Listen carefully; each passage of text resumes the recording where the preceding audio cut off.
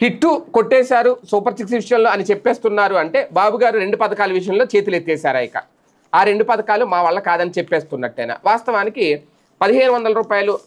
18 ఏళ్ళు దాటి 59 ఏళ్ళు ఉన్న మహిళలందరికీ ఇస్తాము అని చెప్పిన పథకాన్ని P4కి అనుసంధానం చేస్తాను అన్నారు ఆ P4కి అనుసంధానం చేస్తూ ఆగస్టు 15వ తేదీన దాని మీద ఒక ప్రకటన చేస్తాము అని చెప్పారు ఆగస్టు 15 అయిపోయింది దాన్ని ఊసలేదు కాకపోతే మొన్న సైలెంట్గా 19వ తేదీకి దాన్ని మారుస్తున్నామనే ప్రచారం అయితే చేశారు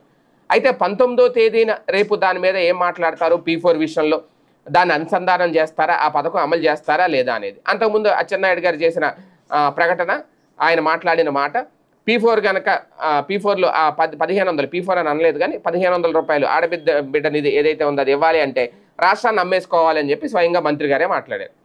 అంటే రాష్ట్రాన్ని అమ్మేసుకునే పరిస్థితిలో ఉన్న పథకాన్ని ఇప్పుడు అమలు చేయగలుగుతారా అలాగే నిరుద్యోగ భృతి విషయంలో నిరుద్యోగ భృతి అలాగే 20 లక్షల ఉద్యోగాలు సూపర్ సిక్స్ మేనిఫెస్టోలో పెట్టింది క్లియర్గా చదువుకోవచ్చు అక్కడ కానీ ఆ 20 లక్షల ఉద్యోగాలు ఎక్కడ ఉన్నాయి